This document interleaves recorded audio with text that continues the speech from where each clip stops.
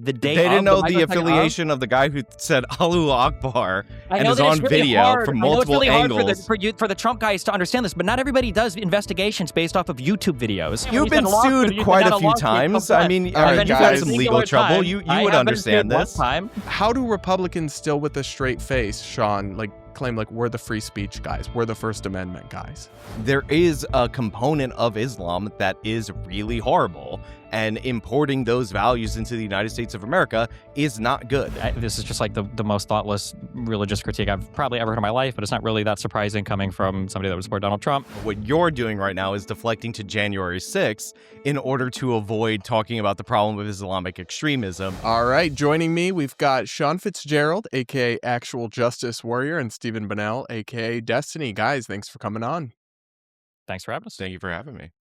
Absolutely. So we're going to start by talking about Zohran Mamdani, who has had a bit of a viral moment. He does seem to have a tendency to do that. He's pretty gifted when it comes to going viral. The mayor of New York City, of course, who's kind of a rising star in Democratic politics, he just announced a new tax targeted on homes owned by people that don't actually live in New York City, filming it outside of a promotional video outside of one of those homes. I'm going to roll that for you guys now, and then we'll discuss. Take a look. When I ran for mayor, I said I was going to tax the rich. Well, today, we're taxing the rich. I'm thrilled to announce we've secured a pied-à-terre tax, the first in New York's history. This is an annual fee on luxury properties worth more than $5 million, whose owners do not live full-time in the city. Like for this penthouse, which hedge fund CEO Ken Griffin bought for $238 million. So a couple thoughts on this. One is that it's clearly brilliant marketing and political strategy. I think class warfare sells, especially when people are struggling to get by. We've got gas prices high because of the Iran situation and everything else. But at the same time, this is just miles away from where Brian Thompson was gunned down, right, by Luigi Mangione, allegedly, though it looks pretty certain that he did, in fact, do that. We've got this kind of sentiment, and yet you've got the mayor standing outside Ken Griffin's home and filming him, pointing at his home and identifying him and vilifying him when, last time I checked, all he's done is donate hundreds of millions to hospitals in New York City, pay untold millions in taxes to New York City, and not break any laws. I don't know, Steven, are you on board with the kind of rise of the class warfare, Zohran Mamdaniism in the Democratic Party? I mean, I'm generally anti-populist in almost all forms of messaging. I think it's a one-way ticket to brain rot, and I think too much of the right and too much of at least the very loud left is kind of on board with this populist stuff. But I will say that in terms of channeling populist rhetoric into doing some kind of effective policy, I think that the increased taxes or trying to de-incentivize people being kind of like idle property renters, I think is probably a good thing. I don't know how valuable it is to a city to have somebody just occupying units that's not actually living there. I think it'd probably be better for it to go to somebody who's actually living there. So a little bit of downward pressure on rents, maybe incentivizing people who buy expensive stuff like that to actually stay in the city. You mentioned paying taxes or whatever. I don't even know if this guy's main domicile is New York City. If he's there for over 180 days a year or whatever. So I'm generally in favor of maybe not the rhetoric, but this particular policy, I think is a fine one. Yeah, he has businesses, though, in New York City, and I'm sure he pays a boatload in property tax on that house, even if he doesn't actually live there. But I mean, anybody that owns it would pay property taxes. You can have businesses in a city without having your principal residence there. So, of course, it's just I'm not sure what he did to get singled out by name and shame like this by Zohran. Well, he owns a property there that he doesn't live in, right? I don't know. I think I'd be pretty uncomfortable there with somebody coming to my house for any sort of political gesture. Same with if a Republican was promoting border security and went and filmed out, and honestly I bet one of them would do this, filmed outside Nancy Pelosi's house and was like, look, she's got a wall, we need a wall. To me it crosses a little bit of a line. But Sean, I'll bring you in here. Your thoughts? Well, I think first of all, you pay tax when you buy the property. You pay that we have a transaction tax on real estate. It's higher for high-end real estate. You pay tax on the income that you earn in New York State, even if you don't live in the state. We're one of the few states in the union that will actually hunt you down anywhere you are for days that you do business in the state of New York. But it's also first of all, it's shocking that he didn't do this at Trump Tower, the most obvious choice. He just picked a random non-political non-politically connected or non-politically, like a non-politician billionaire in order to do this. But yeah, I mean, look, it's a victory for Mamdani because, he promised a lot of tax increases that are not within the purview of New York State. Governor Kathy Hochul had rejected him, and she ended up giving him this because she's up for re-election. She doesn't want to raise income taxes heading into that, but obviously that populist sentiment is trying to produce some kind of an increase. But it's also just, in my opinion, like gross to see anybody celebrating tax day. Like, I don't know. I know Steven obviously pays more in taxes than I do, but like, I pay all my taxes in one shot, and I had to do that last week. So seeing this like smarmy guy smile into the camera about taking people's money, not a great feeling as a New York City resident, if I'm being perfectly honest.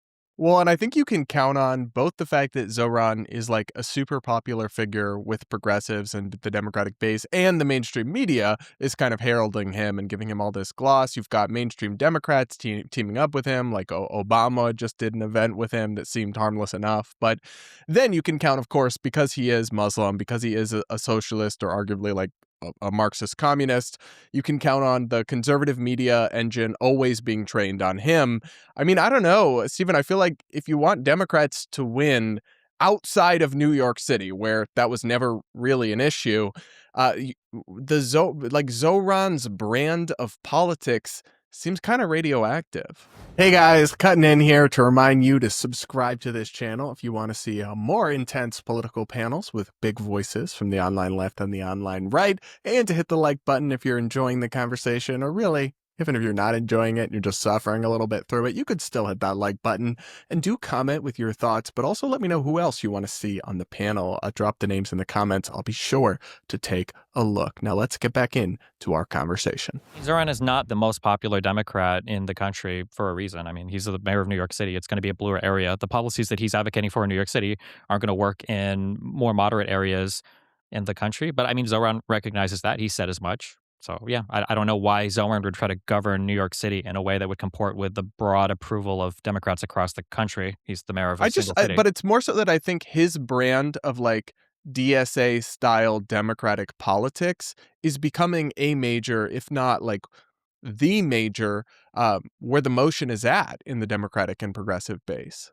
Whether With it's the progressive, Bernie, yeah, AOC. because they're excited for him, but then also for the Republicans, because that's what the Republicans want to label the Democratic Party as. But I mean, the True. Republicans have been calling Democrats socialists for the past 3 decades. So, I mean, what else is new? I don't think that Zohran should start adopting bad policy because the conservatives are going to obsess over him and market and create laws to try to ban him and people like him from the country. I think that would be a mistake. We'll come to that. And some of the response to him is getting insane. Sean, your thoughts? I mean, he's adopted bad policy because he's a member of the DSA. Like that's actually his whole entire platform. But yeah, the Democrats copying him. I mean, look, there is some stuff of value there. Like, the fact is, he knows how to use the internet. He knows how to viral market himself. So even something that I find creepy and weird like this, where the guy zooms in on his face and he does all that stuff, it's going to appeal to some people. And, like it or not, populist sentiment is rising in the United States of America. I think it's like completely ridiculous in many regards. But pointing to big building and saying this is $238 million,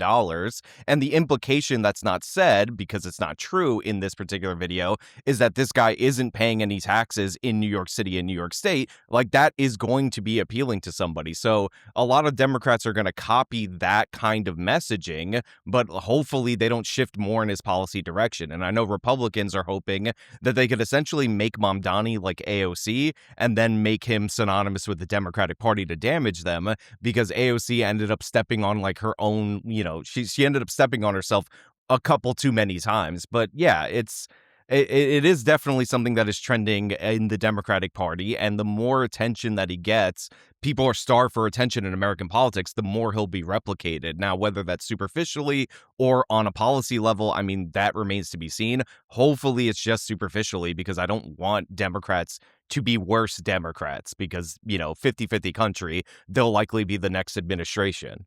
Yeah, well, Stephen, Well, I always also, as a go quick for thing, it. it's not 50-50 country. It's the fact that almost every single decision Trump has made has pulled this country to the brink, and all of his policies and decisions he makes are insanely unpopular. In order to try to pretend that it's just 50-50, and that's why Dems are going to win next time, Yeah, is a hilarious reframing of the current state of affairs. I Number one. know, And number I know two, I know this you is like to the do Trump. most Well, I'm not doing Trump I bad. know You're the you one like that to said do Trump 50-50. bad, but my point is that the country is actually split in terms of presidential elections. We only have a few swing states, and we're talking about tens of thousands of votes. It's not me talking about Trump's popularity or lack thereof at this moment in time. Like, just relax, calm down. We'll Sure, get to I'm that. super relaxed, but I mean, Republicans have played into this like populist rhetoric as well. I don't hear anywhere Yeah. near the same amount Yes, of complaints about all the tariffs that Trump did, which are way worse than this I Mamdani think they're targeted bad tax towards. policy. Sure, that's fine, but none of the other Republicans are saying that. So it's kind of hard for them to think in an honest environment for them to kick up a whole bunch of dust about what Mamdani is doing. Also, it's not like this is just a random dude that Mamdani is pointing to. This is like the single most expensive piece of like personal property, I think, in the entire country. And I don't think the guy's even principally residence in New York City. I'm pretty sure his principal residence is down here in Miami. So it's not like he just randomly chose a place to go after. Like, I think it's a perfect, or at the very least, a really good use case scenario for like, this is the type of tax I want to implement. This is the type of property that it would target. And this is the kind of person that is arguably abusing this ability to buy really expensive property, remove it from the market from everybody else, and then not even be principally residents in New York City, contributing like somebody else might be if they I actually mean, live there.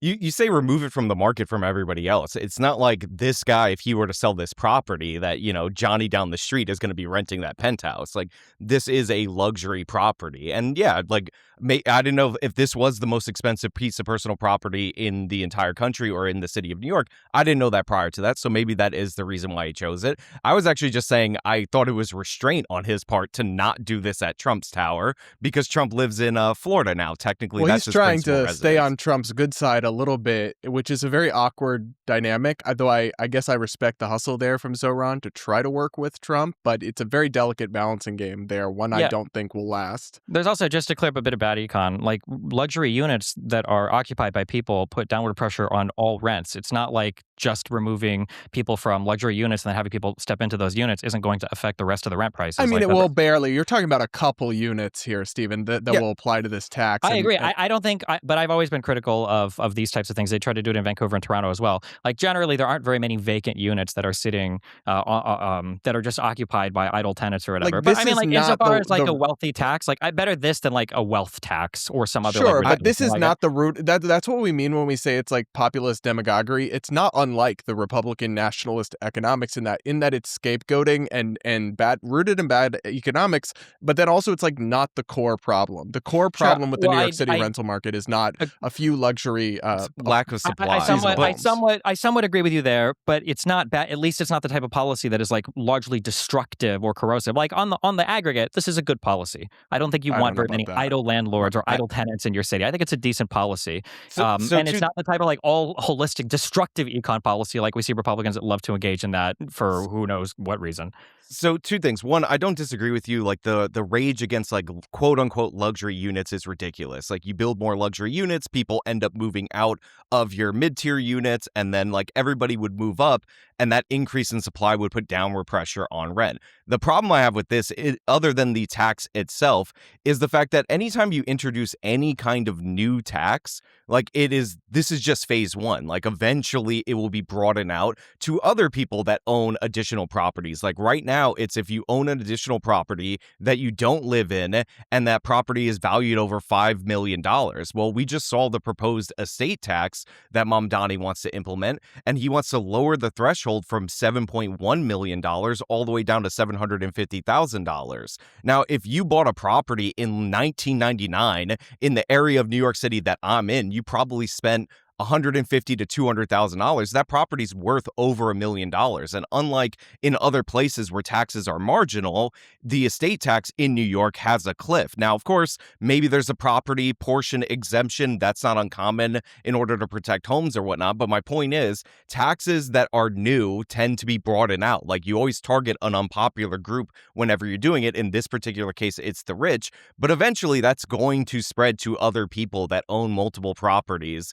And if you're trying to incentivize building more apartments and you're going to tax unoccupied dwellings that are owned by people who aren't living there, then eventually that will turn into yet another terrible housing policy in New York State, which is an undefeated like run for the last 10 years. I just think that the problem in New York City is not lack of tax revenue funded by the wealthy, right? They already pay vast amounts, hugely disproportionate amounts of the income taxes and property taxes. And even this tax, he says it will raise $500 million. I highly doubt that. I think people will probably it will probably raise significantly less revenue than expected, and that's not going to get him anywhere close to funding all the programs that he wants to fund or closing the multi-billion-dollar gap. I just worry it's part of this like really, really like rancid class warfare sentiment, tax the rich sentiment that's also divorced from like empirical reality, or the fact that we already have a wildly progressive federal tax system that I do think is going to become the kind of forefront. You look at like Bernie 2016 and how he had such a different message than Hillary Clinton, but now the Democratic message on economics is much closer to where he started. And I think it's going to keep moving that way. But I don't know, it just seems impervious to factual reality. Like, I bet you the average Zohran supporter, if you ask them to guess what percentage of taxes are paid by the wealthy, or what's the tax rate on the wealthy, or you see Elizabeth Warren and her ilk always posting these claims about people paying $0 in taxes that are really very misleading and not true.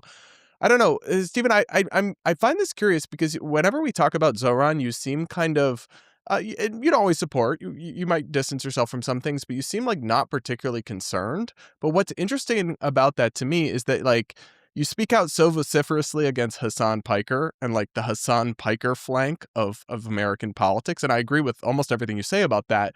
But what is the meaningful political difference between Zohran Mamdani and Hassan Piker, other than Hassan saying edgier stuff? The biggest difference, so Hassan doesn't just say edgy stuff. Hassan like occupies an abhorrent ideology for several reasons, which we can talk about for hours. If you'd love to talk about Hassan, we do this all day.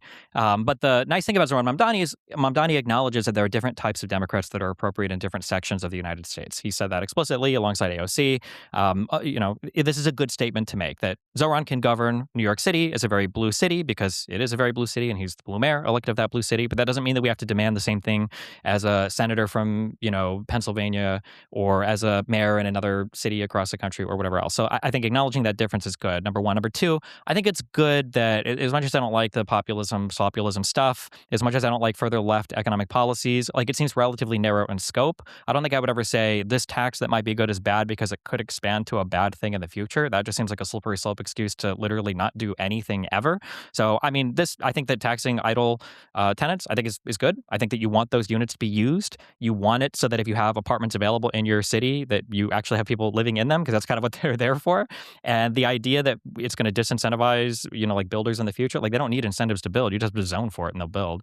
So all in all, I think he's channeling the populism in like a relatively good way. If you were to start doing some kind of crazy, like financial transaction taxes or wealth taxes or whatever else, then I'd be like, oh, this is not good. I wouldn't support this. But for this particular policy, I think it's fine. It's a good one. I would say that this is a good tax that I would support from any other politician. So I get the political concessions and kind of pragmatic nature that Zohran has decided to work within the Democratic Party framing and apparatus, but like ideologically, he's like almost in perfect overlap with Hassan. Back to his like tweeting the if he was in Communist perfect Manifesto overlap with days. Hassan, then he would be talking way more about Israel-Palestine and trying to excise every Jew from Brooklyn. I mean, he said he'll arrest Benjamin Netanyahu, and he's said that leaned in right, pretty but heavy to that. Yeah, but realistically, this is never going to come up as a thing, right?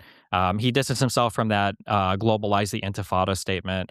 I think he's talked more about like that from the river to the sea thing. Like for the most part, it seems like he's distanced himself from the more radical rhetoric. He disavowed Hassan, directly. So I think that he disavowed Hassan. He disavowed the statement. The statement he said he did on the debate stage, actually. But the America deserved 9/11 statement. Is that what you're talking about? They brought up a couple of them, but Okay. that was among them. And maybe it was Andrew Cuomo who brought it up on the stage. But setting aside Cenk's nephew for just a second, this also doesn't address the budget deficit in the city of New York. Like Mamdani wants to raise spending by $14 billion over 2 years, and this is a state tax that will generate $500 million in state revenue, and then some of that will be allocated to New York City. And this just doesn't, like, the math doesn't math on this situation. Like, he's going to, like, the fact that he continuously wants to raise spending on all these programs, and this doesn't even get into his new programs, it's going to hurt the city. Like, so it's not like, oh, he's doing good policy. No, he's doing bad policy. Like, this is not good for the financial health of New York. We'll see, but I mean, like, he's cut the deficit so far from $12 billion last year, I think, to $6.7 billion or whatever this year. So I don't know. I mean, we'll see. I doubt this is the only program that he wants to do. Like, he's doing this one rent tax, and then that's it for the rest of the year. Nothing else is going to come from his he from cut his he cut mayorship. well no he cut he projected a $12 billion deficit, and then he came out and said that it was $5.3 billion based on savings that his people found. Like, he didn't actually cut anything. He's raising spending. The budget was $117 billion under the last year of Eric Adams. It's going up to $122 billion, and then it's going up to $127 billion in his projection by 2027, and that's the $14 billion in additional spending. Now, to me, like, it's pretty simple, pretty straightforward. If you're going to raise spending by $14 billion and you find yourself in a $5.3 billion hole, then you could balance the budget by just raising spending by like $9 billion, which is still too much, still the most expensive in any city in the country, but it's the largest city, more expensive than 47 state budgets, including the entire state of Florida. Like, this guy's not solving or addressing those problems. He's pretending like this tax will produce enough money in order to solve the issue. So but it's not. Sean, this is what I appreciate. This is why I appreciate your like commentary on Zohran, is it's actually like rooted in the facts and reality. But when I look at the Republican discourse about Zohran Mamdani, what I see is like these members of Congress. You've got like Tommy Tuberville, the Alabama senator, like painting him as if it's like the 9/11 hijackers have taken control of New York City. You've got these people, a Republican member, Andy Ogles, calling him Little Muhammad, and these people simultaneously arguing he's woke and like far left on social issues, which is actually kind of true, and that he's like a secret jihadist Islamist. Why have the Republicans been so, like, broadly speaking, mostly about the politicians here, like incapable of critiquing Zohran substantively without just like, I don't like the word Islamophobia, but I don't know what else to call some of this, just like bigotry. I mean, I guess it's like a shortcut for them to be like, he's a foreigner, he's bad. And again, it's not all unearned. I mean, Well, he is an American, a naturalized citizen, which will be important. Well, I mean, he quite literally is a foreigner, though. He got naturalized in 2018. So I'm saying it's a shorthand for that. Like, that's what they're trying to say. But yeah, I mean, he doesn't help himself in this regard. I mean, a counter protest to, or protests to him, happened outside of the mayor's mansion, and two Islamic extremists threw a homemade explosive device that thankfully didn't detonate, and his first post about it named the guy that was protesting him. Now, I'm not a fan of Jake Lang, but like, bringing a roast pig to the mayor's mansion when he's not home is kind of orders of magnitude significantly less bad than trying to murder somebody who brought a roast pig to the mayor's mansion for insensitive protest. So like, he constantly ends up getting into this because like he is soft on the issue of Islamic extremism. Well, hold on, wait. I just want to be clear, right? We're saying that he's soft on the issue because of the order of his tweets, even though he condemned the person that threw the explosive device. He never came. First of all, in his original tweet, and if you have it, you should pull it up. It implies that Jake Lang was responsible for the explosive device. So then days later, he's like, oh, yeah, like this kind of extremism, never names Islamic extremism. Weird how he can't seem to be able to do that. So, yeah, I think he's soft on this issue. But you don't think he is a like radical Islamist, Sharia law Muslim, the way they talk about him, do you, Sean? No, I don't think he's going to implement Sharia law in New York City, no. Well, so they're literally introducing bills as if he is, or talking about him as if he is. And I do find that frustrating. Steven, do you have thoughts on this piece about the rhetoric here? So his tweet on March 9th was, Emir Balat and Ibrahim Qayyumi have been charged with the second tweet. Heinous act of terrorism and proclaiming their allegiance to ISIS. They should be held fully accountable for their actions. We will continue to keep New Yorkers safe. We will not tolerate terrorism or violence in our city. That does kind of call it out there, Sean. That's days later after his original tweet, which is still up, where he names Jake Lang first and white supremacy, which I believe this attack happened on the 7th. But it sounds like he did this right after the people were charged. So it was just 2 days later. So it's because of the order of his tweets that he's soft on Islamic First of all, day of, and we knew from the moment that this happened, we saw the guy screaming out Allahu Akbar as he threw the bomb, hilariously over a left-wing activist that was saying that we should tolerate these people. I did see that clip of that guy, yeah. One of the most iconic symbolic images of all time of the, what do they call it, the Red-Green Alliance. Just because somebody says Allahu Akbar doesn't necessarily mean they are allegiant to ISIS, or doesn't necessarily mean that they could be Star Wars fans and they don't know the line. Yeah, that's true. They could be talking about Allahu Akbar. Or it could be a person who's insane, or it could be, I know that you guys like to see Donald Trump tweeting insane stuff every 2 hours, so maybe that's like the type it doesn't necessarily mean that. First of all, it doesn't necessarily mean the original statement that you said that he's soft on Islamic terrorism or extremism, you won't call out. That was just a complete bold-faced lie. Pull up the original statement. It's not a lie. Pull up the original statement. If an Islamic extremist throws a bomb and you criticize the people he threw the bomb at, then that tells me something about you. What was he critical of Lang for? What was his tweet against Lang? It's his first tweet. The one, you have his Twitter up right now. So you're doing this game where you're not pulling it up. You could just pull it up. Just search Jake Lang and his account. What he said was yesterday, white supremacist Jake Lang organized a protest outside Gracie Mansion rooted in bigotry and racism. Such hate has no place in New York City. It is an affront to our city's values and the unity that defines who we are. What followed was even more disturbing. Violence at a protest is never acceptable. The attempt to use an explosive device and hurt others is not only criminal, it is reprehensible and the antithesis of who we are. I want to thank the brave men and women of the police. Yeah. Well, hang on. So I just want to retake the floor here, guys. Right hang on. there that it was Islamic extreme. He called out the guy that they threw the bomb at, and again, that implies to the reader, and many people in the media thought it was part of Jake Lang's group that were doing the violence. So they should have been much more clear. They should have been clear about who was responsible for the violence. But like, 100%. I'm not sure there's anything wrong with the actual things he said in that statement, Sean. When they announced a sting operation, hang on, guys, don't talk over each other. Sean, when they announced a sting operation against that for the person who allegedly was trying to firebomb the property of that Islamic woman's place in New Jersey, he called out a Jewish extremist instantly. Moment that it happened.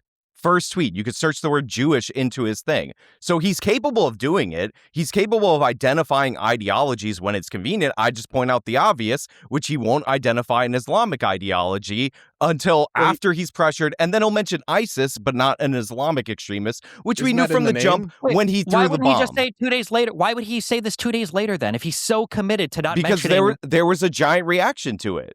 Oh my God, there's always an excuse or an explanation for why. None of this story makes sense. Do you think it might just be more likely that they didn't know 100% what the affiliation or the facts were, like the day They didn't know the affiliation of the guy who said Allahu Akbar and is on video from multiple angles.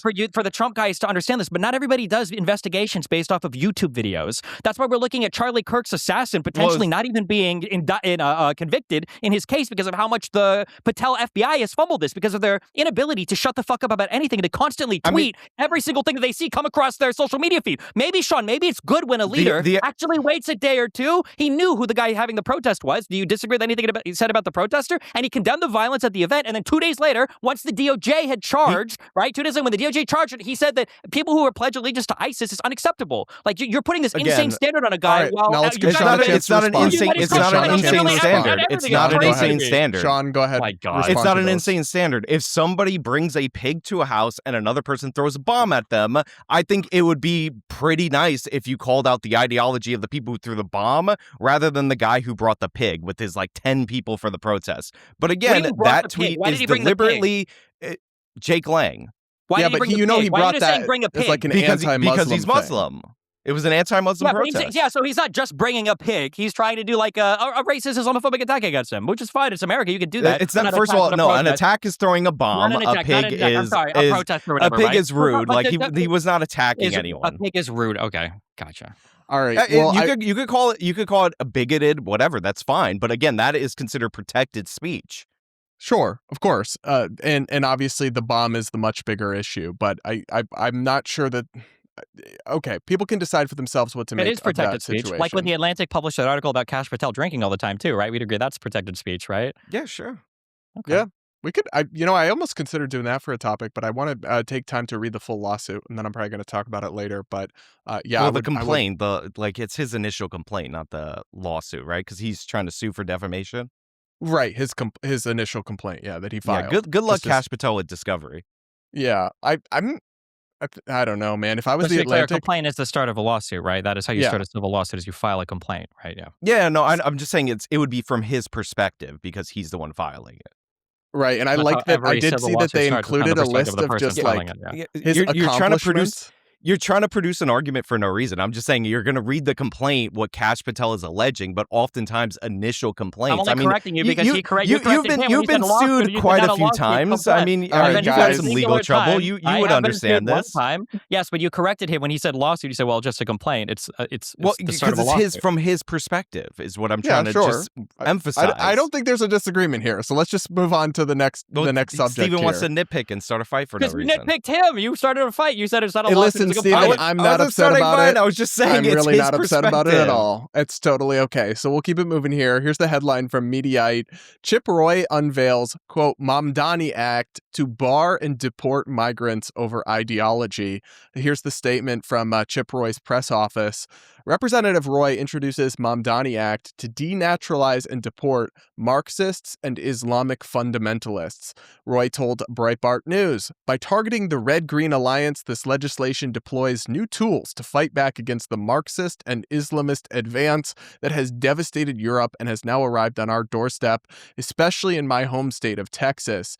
This bill would amend the Immigration and Nationality Act to limit alien eligibility for admission and naturalization and enable deportation and denaturalization for any membership, affiliation, or advocacy of socialism, communist, Chinese communist, Marxist, or Islamic fundamentalist doctrines, and for other purposes. I mean, we can get into some more of the details, but this is, to me, absolutely insane. It's one thing to say we're going to sort who comes into the country on legal status, like a student visa or some sort of visa, or entering the country as an immigrant. We're going to, if you've been affiliated with the Communist Party, you can't come in. Okay, sure, I think that's fine.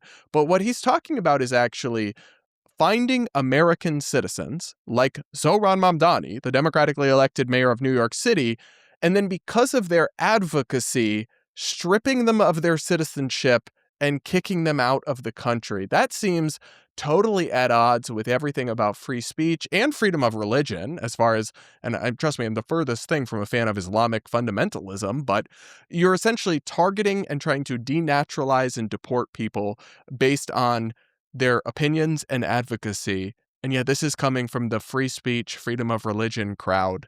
Sean, your thoughts? Yeah, so I mean, historically, in terms of restrictions to enter and become citizens of the United States of America, this is not that unusual. Like, we ban Communist Party affiliated people from becoming citizens. I think that might actually still be the law as of right now. But once you get into denaturalization of people, and like the Supreme Court has many cases on this, it's a much more difficult process. And yeah, unfortunately, like after, like, unless you can prove some kind of fraud when they, actually, said that they weren't affiliated with this group or that group, like, yeah, you are cracking down on speech. So I'd have to look at the particulars of this, but taking that extra step to go after Mamdani, I remember this during the campaign. This is not something I would be in favor of unless, again, you're talking about fraud during the immigration process, like something that is, actually prosecutable. But yeah, I'm not sure I'm interested in this particular change. Yeah, I think the question is, where would it stop? I mean, could a Democratic president just say that anyone who ever advocated for fascism is now going to be stripped of their citizenship? And they define fascism as support for Donald Trump. So any naturalized citizen who's supported Trump, then they're going to revoke and deport. I just find it strange that suddenly Republicans are so, obviously, I acknowledged what you said. There is a historical precedent of some degree of ideological screening of who comes into the country. But when you're actually talking about stripping people of their citizenship, and this goes all the way up to President Trump himself, this is pretty drastic. Denaturalization cases are very, very rare for a reason, and they usually involve, like you said, some sort of fraud or serious crime, not just, advocacy for ideas we don't believe in. And then we talked about targeting Ken Griffin at his house. I mean, it's a lot more explicit to target the democratically elected mayor of New York City and say, we're going to revoke your citizenship because we don't like your advocacy. I mean, Steven, your thoughts? Yeah, I mean, obviously, I'm against this. This is just a natural extension of all the conservative rhetoric from Trump about deporting Ilhan Omar or denaturalizing citizens that he doesn't like. I'm pretty sure he said it about Ilhan Omar. I'm pretty sure he said it about Mamdani himself. But I mean, yeah, I mean, it's not a surprise at all. I mean, That but was do during the you campaign before they were bros, though. yeah, maybe he wouldn't do that now, but do you I guess how much we've seen so many issues now, right? Where it's like retaliating against press outlets. How do Republicans still with a straight face, Sean, like claim like we're the free speech guys, we're the First Amendment guys? I mean, like, a bunch of them didn't mean it. They just, like, thought it was advantageous, and you see this a lot from people that were outside of power. I mean, I hate to bring up Cenk's nephew again, but he did this recently where he was like, they're trying to deplatform me at Yale or whatever university he was speaking at. This guy is a blatant advocate for deplatforming people at universities and violence against them when they go and speak. So when they go and speak there, so there's a lot of people that are, you know, fair weather free speech advocates, and I think Chip Roy, I don't know him obviously. I think he thinks he's doing something that he isn't doing, which is like restrictions on entry, which I'm fine with. Like you can add Well, it's more part of the ideological bill. barriers on entry, but like once you're in the country and once you're an American citizen, you have the full protections of the First Amendment. And I'm sure somewhere in this bill, it's going to say, oh, this should not be construed to violate the First Amendment or something, even if huge portions of the bill violate the First Amendment, because that's often like a little trick that they do to get past that. But yeah, like denaturalizing somebody should be with an immigration related fraud or something of the sort, or maybe after they commit like a serious felony. Like I remember one of these, the Sudanese shooter in that university, like he had already been arrested for doing like a terrorist attack or planning a terrorist attack or something of the sort. Like that guy we could have denaturalized. Like once you're Yeah. pledging allegiance to a foreign terrorist organization and you just became a citizen like 8 days ago or however long ago, like that guy we can consider denaturalizing. But like I'm more interested in like the actions that are affiliated with this rather than the Right. ideology. I Unfortunately, I find it strange because I came up in a time in Republican politics where it was all about freedom of religion, right? Being one of the things that was constantly stressed. And that was in the context of, you know, kind of a legal conflict between the rights of religious people and things like LGBT advocacy or birth control that was all being fought in the courts. And I tended to agree with conservatives or Republicans on a lot of those issues. But now suddenly it's like, and it's a strange position for me because, again, gay guy, not a big fan of radical Islam, but I do believe in freedom of religion, even for Muslim people, and I don't want anyone discriminated against just based on some collective assumption about what they believe that might not be true for any individual. It seems like Republicans are just like openly saying Muslims bad, deport all Muslims, you're a bad Muslim, like that, and that sounds like a caricature, and obviously that's not like all or most Republicans, but I could find you 10 Republican lawmakers making like openly discriminatory anti-Muslim statements just regularly all the time now. And that really would have been unthinkable 10 years ago. I mean, what's happening here? How is that okay, Sean? well, first of all, we want the bad Muslims in the United States of America. Like, not the evil ones, but the bad ones. The ones that don't really care about their religion. They are welcome in here. It's the good Muslims, the But super isn't that like serious that's like ones. Zohran, and they still hate Zohran. It's the super serious ones that we're a little worried about. The ones that take it a little too seriously. But yeah, I mean, look, obviously there is like it's almost like a pushback against like how every time you hear about an Islamic terrorist attack, the trending thing is Islamophobia. So now people are like proactively going after Islam, which by the way, in a certain degree is a good thing. Like there is a component of Islam that is really horrible, and importing those values into the United States of America is not good, and it's something that we should avoid doing. But like, you know, it is technically a faith, so crossing that line and to the point where you're just like not trying to allow people's religious beliefs is like, you know, it's I don't know exactly how to phrase it, but yeah, you don't want to cross that threshold. And I mean, you'd have to pull up the specific quotes, but I'm certain I've seen some of these same ones that have like crossed the line into attacking a religion rather than, you know, attacking an ideology that's often associated with the religion. Yeah. Steven, your thoughts? I don't. It's the. I mean, there are bad aspects to every religion. The idea that it's good to be a bad Muslim, but for some reason Christians are I guess good if you're just like purely Christian. This is just like the most thoughtless religious critique I've probably ever heard in my life, but it's not really that surprising coming from somebody that would support Donald Trump. I mean, you hear Trump and his ilk invoke religion for the Iran war or for whatever crazy stuff they're embarking on in the United States. I mean, people can weaponize religious stuff for good stuff. They can weaponize it for bad stuff. The idea that we want bad Muslims who aren't strict tenets to their faith, while you've got the president worshiping Jesus and praying to God as he's bombing other countries without the consent of Congress is, I just think, insanely wild to me.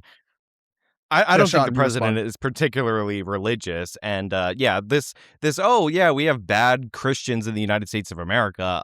They're not doing terrorist attacks at nearly the per capita rates as Muslims are in this country. Like That's fine. Cato And puts out. everybody sees that the terrorist attacks that Muslims do are bad, whereas the president of the United States is seeking to remove the convictions for the seditious conspiracy people who were attempting to perform a coup to keep him in office. So I mean, like, the two sides are not equal here. You can point to people like Hassan all you want. Hassan's not an elected official; he's not in office. The fact that that's your counterpoint to elected officials who are trying to propose laws to ban certain religions from our countries is just absolutely insane to me. We've got pardons for so many corrupt criminals. You wouldn't defend 90% of these. You would try to make excuses for it, or just say you don't defend every single action that Trump does. So it's just a wild comparison to me. Yeah, I mean, I'm a different person from Trump, but what you're doing right now is deflecting to January 6th in order to avoid talking about the problem of Islamic extremism, because my point about the per capita rates of terrorism is something that you can't address. So yeah, there is a unique problem with Islam. It's something that we have to examine, but I'm still not in favor of denaturalizing Islamic people. Terrorist attacks in the United States since 9/11. So Cato, since 9/11, so when we cut out the big outlier one, but Cato recently put out, they put this out all the time, where they're like, excluding 9/11 since 1975, it's like right-wing extremists are responsible for like 60% of the attacks, and it's like Muslims are responsible for like 22 to 24% of the attacks. I forget the exact number. They put this out all the time, but Muslims are 1% of the population. Like, so that's 1%. What percentage of Muslims are committing terrorist attacks, though? Well, that's a different question. Smaller percentage than that. What percentage of any group is committing murder? We're talking about like 5 to 10 terrorist attacks over the course of a couple decades. Is this what we're really going to structure our immigration policy on? Number one. And number two, the last I checked, nobody defends Muslim terrorist attacks in the United States. Everybody defends the types of terrorist attacks that MAGA is committing on the United States. They do defend them. They deflect from them. That's why Islamophobia. That's why Islamophobia is always trending after the fact. Give me an example of a lawmaker that's defended an Islamic terrorist attack in the past 20 years in the United States. That's why Islamophobia is always trending after the fact. They deflect from them. Like, they're not going to directly say, they killed these individuals. Meanwhile, Donald Trump can't even acknowledge that Minnesota lawmakers were murdered by a MAGA person, or the fact that a lot of the rhetoric around Charlie Kirk might have led to that the guy who drove his USA flag-adorned truck into a Mormon church to start killing people, or the fact that every single person that commits a crime on behalf of Donald Trump somehow winds up with a pardon, or the fact that he's planning to pre-pardon the entire cabinet. He said anybody that's come within 200 feet of the Oval Office. And here you are saying, well, some people make Islamophobic claims. You have no answer to Democratic lawmakers that defend Islamic terrorist attacks because they don't exist. And even Zohran Mamdani, the guy you brought up earlier, literally condemned it 2 days after. He called out the ideology of the victim, and that tweet implied that Jake Lang was somehow responsible for the attack that was on him. And for you let's not guys, relitigate, guys. It absolutely did. Let's not talk over each other, guys. Let's not relitigate the Zohran tweet. I think it's a fair point to say that Republicans have made excuses for certain forms of violence or openly pardoned and they shouldn't people. do that. I listen, I agree, but it that's where we're at. So, and again, like the right wing, the right wing attacks that Steven is referring to, mostly January 6th, triggered like the largest FBI investigation in the nation's history. They hunted down people, even the ones that were just trespassing. And by the way, people absolutely did violence, and they should not have been pardoned or commuted. The ones that actually attacked police officers, or which Trump did, unfortunately. Yeah, which he did, but they should not have been pardoned or commuted. But like, this led to the largest manhunt in like the history of the FBI, when Antifa rioters rioted for hundreds of days during the Black Lives Matter riots. If you go look at the books, those people got settlements from all these major metropolitan areas. So they got paid. There were 10 to 15,000 arrests and everything. Not every single one got settlements from police departments. A bunch of these groups got settlements. The city of Chicago, I just covered it, paid out $12 million in settlements to these groups. Hang on, let's let Destiny make his point. federal. That's just the city of Chicago. It's not the FBI. It's not a federal thing. Number two, my guess is just like with the J6 there's defendants, virtually when you no look up the federal details response. of literally Let any of Destiny these make a point. cases, you guys are completely off on the details almost every single time. You're missing a huge part that would dramatically change how people would view the actual thing itself. And then number three, the FBI, you talk about how it was the largest investigation of all time. It was also the largest undoing of an investigation of all time. You had Kash Patel running in and firing every single federal employee that had been involved in any kind of investigation related to Donald Trump, even the Mar-a-Lago stuff. You had a mass pardon for everybody involved. You have pardons now for people that were convicted of seditious conspiracy for the same guy they were seditiously conspiring themselves for. And you had a payout for Ashley Babbitt when she was killed for trying to break through a window to go and seize congressmen in the Capitol during an insurrection. So the idea that it was the largest FBI investigation of all time, when you had Donald Trump literally celebrating Mueller's death, a couple weeks ago, is insane to me. It's not even remotely close to the same on both sides on this. Yeah, So, the reaction federally was much more extreme to January 6th. But is that not valid to have a pretty strong federal reaction to a riot at the Capitol? I'm just pointing out the standard. Like, if you want to investigate and hunt down these people that did violence, like, I don't think they should have been pardoned. I don't excuse them. So, but like, yeah, the idea that there wasn't a massive federal response to that is just not true. I think we all agree there was a strong federal response to it. But it was a strong federal attack. It was a strong attack on federal property. Antifa was not rioting against just federal buildings or a singular federal building.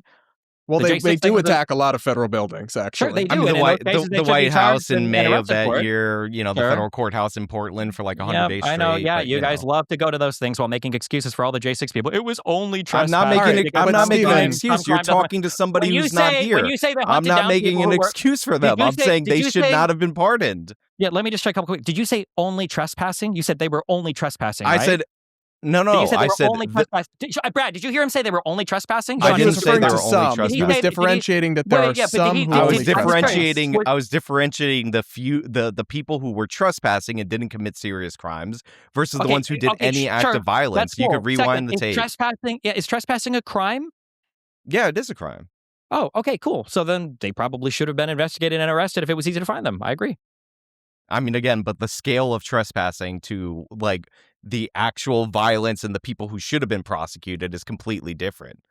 What do you mean the scale up? What is a comparable attack on federal property? The scale of trespassing to violent crimes? Like, what do you mean? One is like one of the lowest level misdemeanors or violations, and a violent crime is a violent crime, but usually classified as a felony. Isn't that going to be the same in probably every single rioting event? Do you think the majority of rioters are also committing violent crime, or do you think the majority of them are also like breaking and entering or trespassing? Well, the rioters are typically breaking and entering. And trespassing, the people doing right? the riot. But the vast majority of the people trespassing are would not be committing included violent in crimes, there. But right? there's obviously a distinction that you're trying to like breeze over between the people who are walking through the building or might have been directed through the building at certain points in time and didn't touch anything. All the excuses. I'm just curious. Yeah, do you think that Donald Trump lose the 2020 election? He lost the 2020 election. Biden was president for 4 years. What are you talking about? Yeah. So, there were people that were definitely directed, didn't touch anything, and they moved through the building and then they left. Like, those people were not on the people that had already trespassed that were being directed into other areas for police control. Okay, they weren't guys, I'm going to move us along here. First of all, again, he's trying to misconstrue. I'm not saying there was You're a the one that brought grand. it up. You said I'm not saying there's a grand police. It's not even relevant. I'm not saying that there's a grand police conspiracy to like direct these people in there to frame them or anything of the sort. But there are things called strategic retreats where they try to funnel people into different ways in order to prevent a crowd. Like, I've been defending the Capitol Police on this for years. Like, you just haven't paid attention to that. I'll say this, Steven, you gotta give Sean a little credit. He is not a blind MAGA cultist. What? No, he's literally giving every pass possible. Literally not. And literally he has criticized Trump he can. He literally on multiple said, things in this very episode. Who were just trespassing while they were people who were for hundreds of days. Trespassing is a crime, buddy. Sorry, it is. Especially if you're doing it in conjunction with I never said that it wasn't. Then why complain about it? All right, we're going to move along, guys. Guys, we're going to move along to the final topic here while we have time. Which I'm sure you guys will totally agree on and won't be contentious at all. The latest on the political fallout from the ongoing Iran war. That's not a war, but it's also a war that we've been fighting for 47 years. Trump, here's the headline from Mediaite. Trump drops jaw-dropping attack on Democrats opposing Iran war. Traitors all. Of course, the penalty for being a traitor is, of course, death. Here's from his post on Truth Social. The Democrats are doing everything possible to hurt the very strong position we are in with respect to Iran. A little further down in the post here, he says, we're in it and it will be done right. And we won't let the weak and pathetic Democrats, traitors all, who for years have been talking about the dangers of Iran and that something has to be done, but now, since I'm the one doing it, belittle the accomplishments of our military and the Trump administration. This is, quote, being perfectly executed on the scale of Venezuela, just a bigger, more complex operation. I mean, so there's layers here, Sean, but I think surely you can agree that opposing Trump's war with Iran does not, in fact, make a Democrat or an independent like No. myself a traitor. No, it doesn't. It doesn't make you a traitor. Treason is like the most overthrown around thing in the United States of America's political discourse. Treason's like the only crime defined in the Constitution. Like, you can't change the definition in the United States of America. Almost nothing meets that standard. Like, it's just not the case. So yeah, this is very much like the, oh, you're opposed to the war, you hate the troops kind of rhetoric. It's dumb. It's stupid. I don't like it. Even the people, and I think there was like a Chris Murphy tweet that people were highlighting where he was like cheering Iranian boats making it through the blockade. And like even people who are like rooting for like Iran are not technically traitors in the United States of America. Like, it's weird. I also think that tweet, while a mistake, was also meant ironically, potentially, that he was saying like Probably. amazing, as in pointing out that it's going poorly, not as in he's actually rooting for the Iranian ships. But even That's that would probably a not good point. constitute treason. Yeah, but even rooting for the enemy, even though that I find that to be reprehensible, is not treason. So yeah, it's the most overblown thing. I'm never like interested in that all that much. But So as go for ahead, this Steven. question here, well, hang on. I want to get your thoughts, because rather than just have Steven obviously agree with that, do you agree with Trump's assessment that this is being perfectly executed? And where's your general thoughts on how this is going with Iran? I mean, I don't know if it's being perfectly executed or not. I assume Trump likes to exaggerate and like he likes to sell people on things. Obviously, things are going bad, like things are going good. Like, that's the nature of a military operation. But the comparison to Venezuela, I mean, that was a quick and easy, like relatively, removal of Nicolas Maduro that cost no American lives. I believe we're up to 13 casualties, which is not considered a lot, but you don't have any ground troops there. So like maybe that is a lot. So I don't think this is like perfectly executed or anything of the sort. But I also don't think it's like an apocalyptic disaster or a quagmire right now. It's like hard to have a quagmire with like less than 2 months in my opinion. Well, it threatens to become one, obviously. It could become one, sure, but like anything could become something else. Yeah, I just don't understand what the accomplishments here are, other than decimating like the Iranian Their Navy leadership. and military. But okay, but we replace the leadership with like the leadership's son and with more hardline IRGC elements. So it's like we haven't replaced the regime. We haven't been able to reopen the Strait of Hormuz, which was open at the start of the war. I don't believe the nuclear imminent threat notion, and they've been all over the map on that. It's just, to me, this tweet feels like cope, like if the war was actually going well. Also, he's talking about Democrats sabotaging the war. How? They literally have no power over anything. They can't do anything except make statements and vote symbolically. They don't control the House. They don't control the Senate. Like, what? How are they sabotaging the war other than talking about it negatively? The tweet, Steven, and maybe you probably agree with this, feels like him lashing out. And if it was actually going well, he wouldn't need to be schizo posting like this. I just want to go back to how gross it was that Zohran took a day to condemn the Islamic extremists while Trump is talking about ending Can we civilizations not and blaming relitigate? Democrat. Well, I mean, like, it's just like, this is like example 7 trillion of like Trump just saying an unbelievably reprehensible, insane thing that everybody on the conservative side essentially gives him a pass for. I mean, yeah, nothing Well, speaks Sean like did not strength. give him a pass. He just What? criticized him. No, it's basically, but none of this stuff is like moving the needle on how these people feel about Trump, broadly speaking. It's all just like epic and memes when Trump tweets it out. So, I mean, what are you going to do? What about your thoughts on the war being perfectly executed? I don't even know how you would define that. I'm sure there are a lot of his friends making money on Polymarket right now, and apparently the United States energy market can be insulated from the rest of the world. And since we make all of our own oil, it's not going to affect our gas prices at all or anything. So, whatever whatever Trump says, he's got a better mind for econ than the rest of us do, I guess. Yeah. Okay, Sean, your thoughts? Yeah, I mean, obviously that's not true. Energy is traded on a global scale. Like having local production doesn't exempt you unless you're subsidizing energy for your citizen. But even then, that costs you a significant amount of money in order to do that.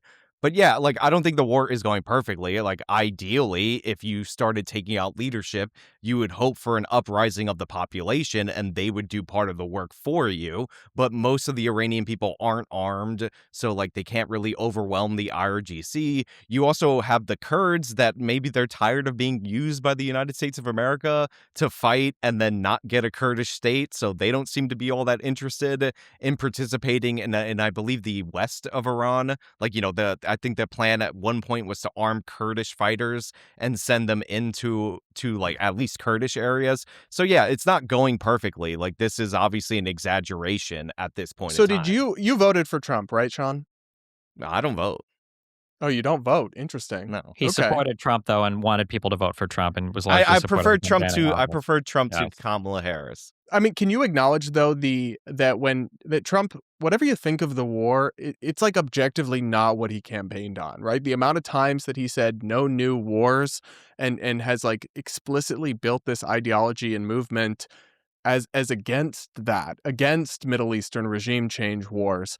I feel like, and I've known people in Republican politics and in conservative intellectual world who've wanted a regime change war against Iran for a long time.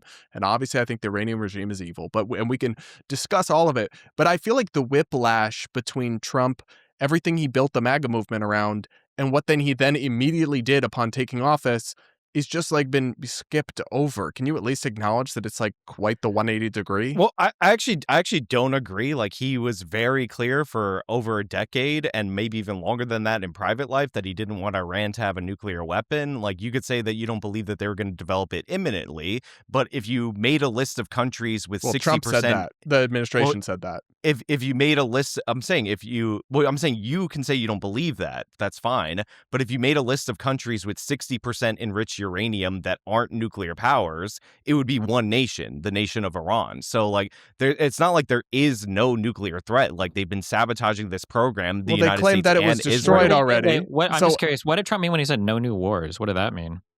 Well, I'm sure. Look, he had contradictory messaging for sure, but he was clear that he didn't want Iran to get a nuclear weapon. But then Tulsi Gabbard testified under oath that they weren't building a nuclear weapon after Trump became president again for the second time. Who testified? Tulsi Gabbard? Yeah, the DNI, the director. Okay, but like they still have 60% enriched uranium. Like it's not like I don't know if they were about to build a bomb. Like, you know, I know people are saying 1 week away, which I think is a stupid thing to say. It's too evocative of Iraq and weapons of mass destruction. I mean, you might as well throw ties to Al Qaeda in there. Most people don't know the Shia Sunni split. I'm sure you could get away with that. But like, yeah, they shouldn't have advocated on that. But they do have 60% enriched uranium. They also told us though that it had all been destroyed in the initial bombing, right? The White House website, that was still up. Well, it was that they devastated. It was that they no. First of all, they said that they devastated their nuclear sites, but it was reported that their uranium was moved prior to the U.S. and Israel bombing those sites. I think that was in June or July. I can pull up. I have it pulled up here actually, and they said that they were set back decades. And this was, let me see if the date is on this, June 25th, 2025. And then, you know, less than a year later, he's launching a war about a supposed imminent threat. So either